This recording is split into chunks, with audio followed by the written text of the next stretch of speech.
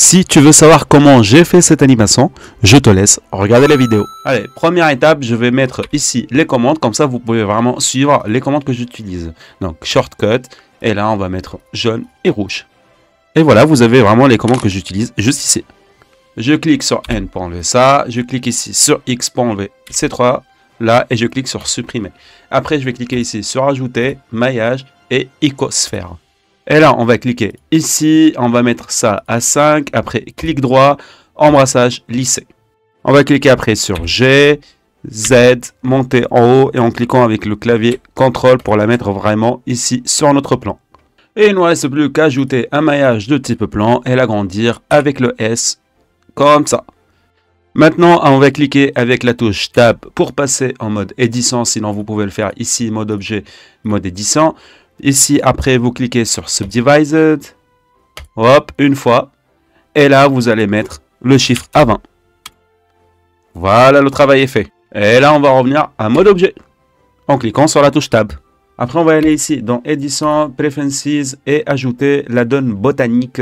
Ici, voilà, vous le cochez. Et dès que vous allez le cocher, vous allez cliquer après sur N. Et bien sûr, je vous mets le lien dans la description. Et après, vous avez ici la cible du scatter. Vous avez le plan.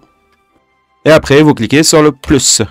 Ici, vous pouvez choisir parmi ce que lui, il vous propose. Par exemple, vous avez Rock, vous avez Flowers. Ici, moi, je vais choisir Grass pour le jardin. Et ici, après, vous cliquez juste là et vous allez choisir parmi vraiment les jardins. On dirait ici un terrain de foot. Vous pouvez choisir ce que vous voulez. Du coup, moi, je vais choisir With Flowers, celui-là. Hop, voilà. Et après, vous cliquez sur OK. Et ici, vous avez votre plan directement avec le jardin, les textures, etc. Ok, maintenant, si on voit bien ici notre plan, vous voyez bien qu'il y a des espaces où il n'y a pas, en fait, voilà, il y a des vides, etc. Moi, je n'aime pas du tout. Du coup, on peut résoudre ce problème. Regardez ce qu'on va faire. On va venir juste ici. Voilà, là, on a mis les grasses. On va aller dans peinture, density. Hop, cliquez juste là.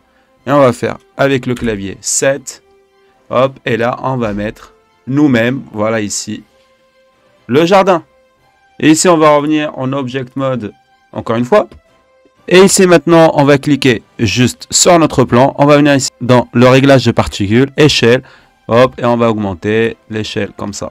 Voilà, 2,7, c'est bon. Et ici, random, comme ça, vous allez changer, voilà, comment les couches, ils vont être augmentées. Voilà, là, qu'est-ce que vous en dites? C'est pas mieux? Ok, maintenant on va se rendre ici sur Sketchfab et on va chercher un modèle qui nous plaît, qu'on va mettre vraiment sur votre boule de cristal.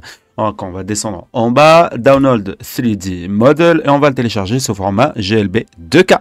Hop, et on clique dessus. Après on va aller ici sur Blender, Fichier, Importer. On va chercher le GLB, voilà il est juste ici. Et on va télécharger notre Frog. Hop, et importe. Voilà, notre Frog il est là. On va le diminuer avec le S. Hop. Voilà, maintenant on va le monter en haut comme ça. Hop, il m'a l'air très bien comme ça. On va maintenant le tourner de ce côté-là, puisque notre scène plus, elle va regarder comme ça, comme ça. Maintenant, on va mettre ce rendu-là. Et on va venir ici dans Monde, et on va changer cette couleur-là en noir, comme ça. Voilà. Après, on va cliquer ici, et on va télécharger Texture d'environnement. Pour la texture d'environnement, j'ai un site parfait pour vous.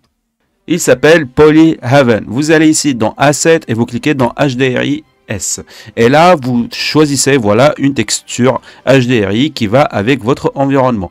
Moi, celle qui me plaît, c'est celle-là. Hop, 4K, et voilà, on va la télécharger. On va mettre juste ici HDR, hop, et télécharger. On va revenir maintenant sur Blender, ouvrir, hop, et on va la mettre. Et voilà. Ok, maintenant on va aller ici dans Édition, Preferences, Installer. On va installer un add-on qui s'appelle Blender Kit. C'est gratuit au téléchargement, vous pouvez le télécharger, vous le mettez, vous installez et après vous vous connectez.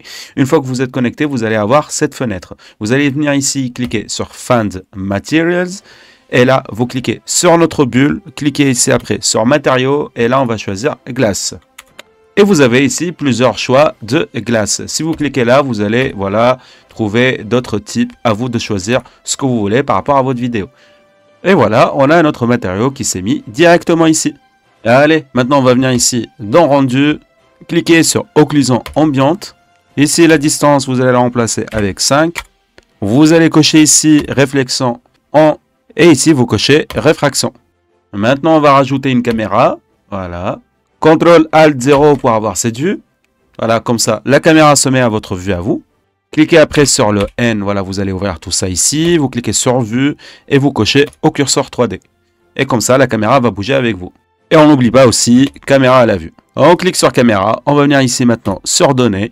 Et on va cliquer sur profondeur des champs. Si je clique 0 ici sur la vue, comme ça, il y aura de la profondeur un petit peu masquée derrière. Mais bien sûr, pour que ça se fait, vous dépliez juste ici et là, vous allez choisir votre crapaud. Et si vous changez ici l'ouverture de 2,8 à 0,5 pour voir, voilà, on remet la caméra. Et vous voyez maintenant, on dirait que c'est flou derrière. Et voilà, maintenant on essaie de lire notre timeline depuis le début. Notre animation s'arrête ici au 101. Du coup, ici, la fin, on va la mettre à 100. Ça suffit largement. Ici, pour bouger la caméra, vous venez juste là et vous commencez à bouger, voilà, ici. Je vais maintenant bouger un petit peu ces paramètres pour avoir un bon rendu pour moi. Et après, vous faites vraiment pareil ou vous changez par rapport à votre vidéo. Et voilà, vous pouvez aussi jouer avec la caméra. Par exemple, ici, les points, ça vous plaît. Vous pouvez faire hop, ça, ça, ça et ça. Après, venir ici, par exemple, dans la moitié, on va dire, allez, 35. Et on bouge. On met les clés ici. Et voilà, si ça vous plaît de faire comme ça, vous pouvez aussi le faire. Hop, et vous avez votre animation. Moi, je vais la garder figée au début. Du coup, je vais enlever ici les images clés. Je vais revenir tout au début, là. Et je vais mettre mon image clé. Allez, maintenant, on s'attaque ici à notre rendu. On change le Heavy en Cycle. Comme ça, vous allez avoir un rendu vraiment très réaliste. Le CPU par le calcul GPU. On va descendre en bas le débruitage. Vous allez le mettre en Optics. On va laisser ici décocher le transparent. Comme ça, on a l'HDRI derrière. Parce que si on clique dessus, on n'a plus le plan. Du coup, on va le remettre. On va aller dans Performances. Et ici, on va mettre 256. Cliquez sur OK. On va maintenant y aller dans Sortie, laisser ici comme ça. Juste, on va cliquer sur ça et ça. Comme ça, on va prendre cette partie du rendu. Le début, ça sera de la première frame à la centaine. Là, on va mettre notre dossier. Ici, vous laissez les paramètres par défaut. Comme ça, vous allez les télécharger en image. Ce sera plus rapide qu'en vidéo. Et vous avez fini votre animation. Il ne vous reste plus qu'à cliquer sur rendu et rendre animation. J'espère que cette animation t'a fait plaisir. Et je te dis à la prochaine.